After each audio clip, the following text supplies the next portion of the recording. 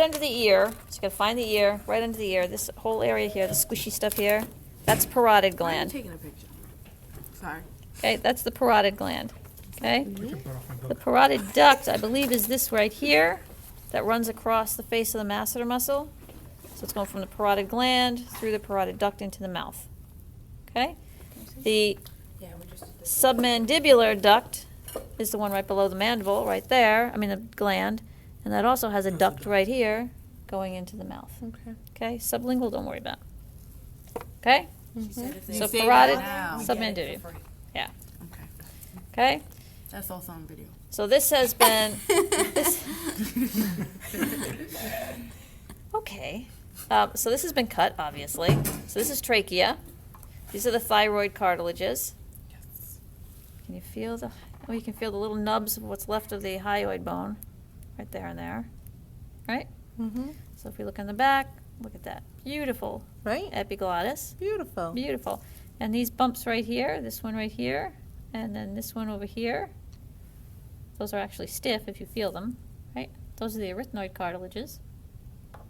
And what about the coracoid The cartilage? coracoid, yeah, you're not gonna be able to see that. Oh, okay. We I wouldn't can't even be able to see feel those that. if it were Not still cut, attached, right? right? Right. But this is a nice view, actually. Okay? Mm-hmm. Then, of course, behind the trachea is the esophagus, right? Mm-hmm. So when that epiglottis folds down, covers the trachea, the food goes down the esophagus. Okay, and we can see the cartilage rings on the front of the trachea. And there's no thyroid gland there, is there? No. Just asking, you Get never know. serious. The thyroid gland left a long time ago. Okay, here's the heart. Here's diaphragm. Diaphragm has nerves going to it so that it can move. Right? Phrenic nerve on either side, going in over here, and phrenic nerve on that side. Yeah, we were pretty confident with that. Okay, the phrenic nerves go right to the diaphragm. Okay? The esophagus has to come through the diaphragm to get to the stomach.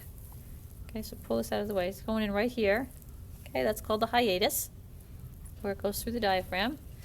And where it comes out on the other side, right here. Okay? This top part of the stomach here is the fundus. And right where that esophagus meets the top of the stomach, there is a sphincter muscle.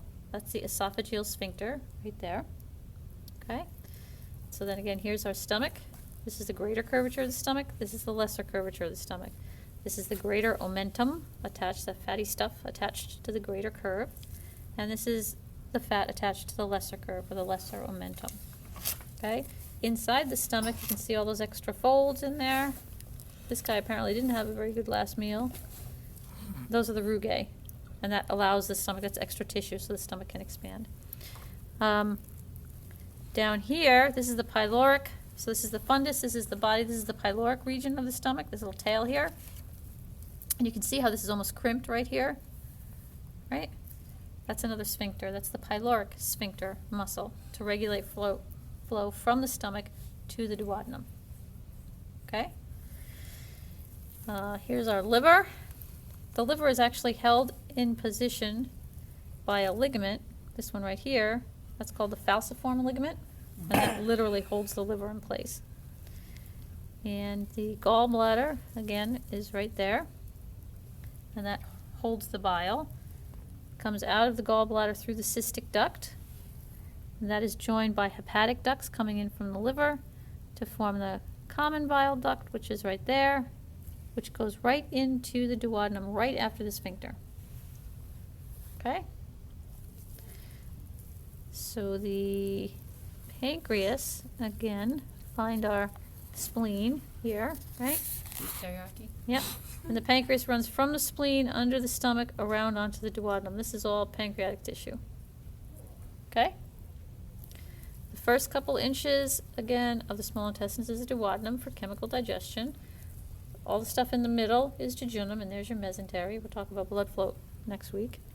And the last few inches of the small intestine is the ileum, and that connects to the large intestines. Where the ileum and the large intestines meet, there's a valve. That's the ileocecal valve. This little nub here, this little sac, is the cecum. And so this is all the large intestines, so you'd have the ascending, the transverse, and the descending. Okay?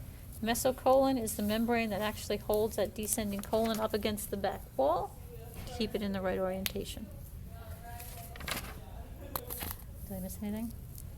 Mm-mm. I think so.